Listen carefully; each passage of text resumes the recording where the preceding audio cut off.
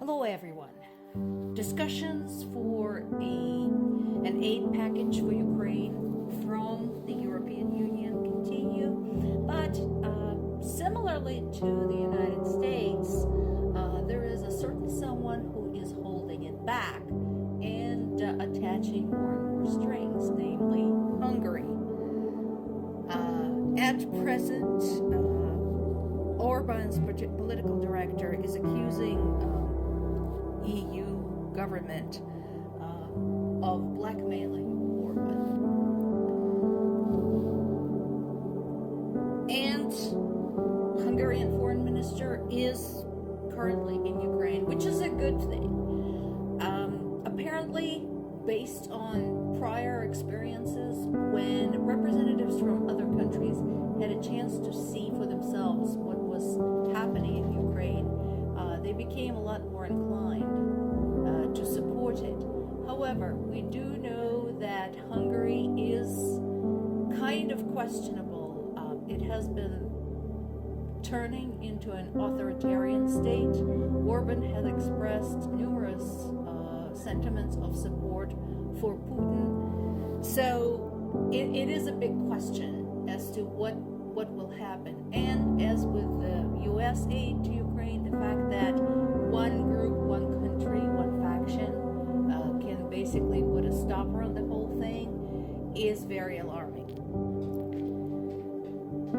Meanwhile, shelling continues quite heavily.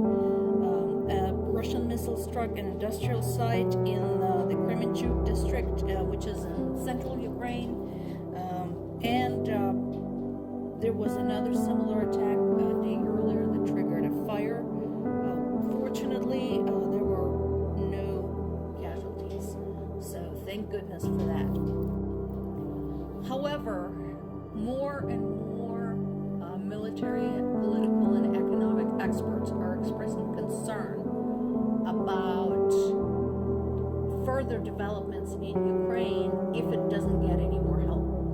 In this particular case, we have a retired U.S. Navy Admiral, James Stavridis, who says that if the West does not support Ukraine in this, if they don't help Ukraine push Russia back, this whole thing could end much like the Korean War. And that is terrifying, because that means that Russia gets to hold on to the occupied territories. And we already know that so far, Ukrainian people have not been treated well in those territories. My parents live 20 kilometers north of the dividing line between the occupied part of the Zaporizhia region and the unoccupied part. And the fact that my city of birth, where they live, can be invaded is terrifying. The last time I spoke to them, we discussed what can be done, and unfortunately the answer is nothing.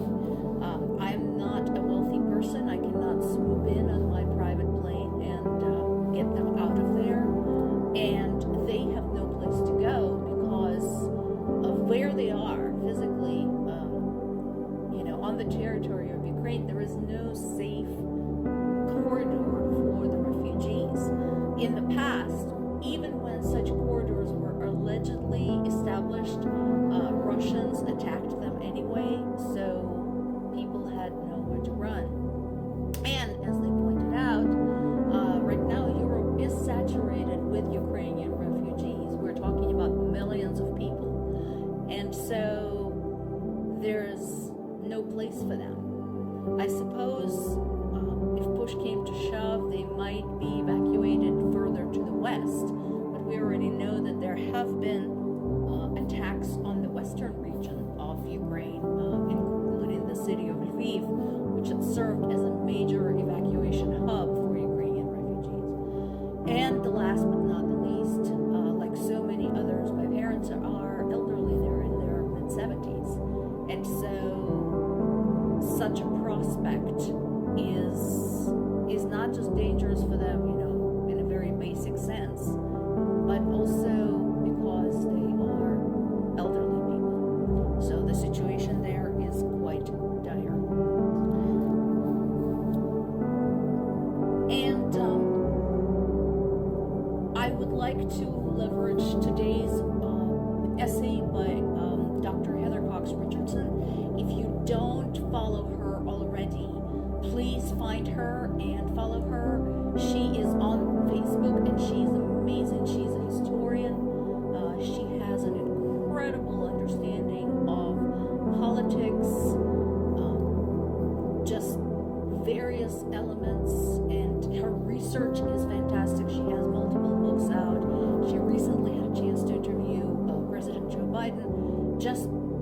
incredibly intelligent scholar and one with a great talent for narrative. She is wonderful at breaking down complicated things, politically complicated things, historically complicated things, and making them, comprehensible to those of us who don't have that expertise.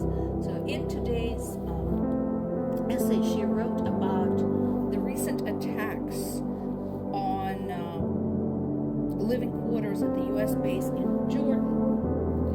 And that base is located near the Iraqi-Syrian border. And as she continued narrating that incident, she also expanded into how this incident is very directly tied to the events in Ukraine.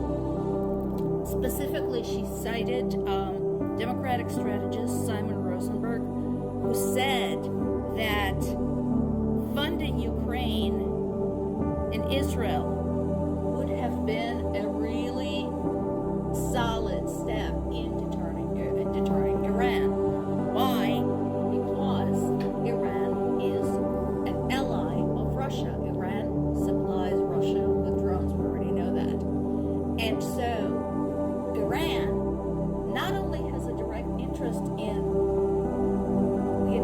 expanding the conflict and fueling the conflict in the Middle East, but they are also vitally interested in Russia's victory in Ukraine. So basically, by withholding aid to Ukraine, House Republicans are playing directly into the hands of the enemies of the U.S. Something to think about. Again, splendid essay, strongly recommended. Find this woman. So worth it. So educational. I would like to conclude with this piece from BBC about a former British teacher who became involved in aid work in Ukraine, has been there 30 times, I think, by now. And while he was there, he documented what was going on there through photography. He went to cities and towns and villages that have been bombed. He talked to people who saw their neighbors' homes wiped out, people who had to hide in the basements for days. And he is one of those everyday heroes who tries to bring the story to the world, bring it from the personal standpoint, to point out that these are human beings, these are human lives, and this is nothing to be trifled with. Thank you so much, Mr. Gaston.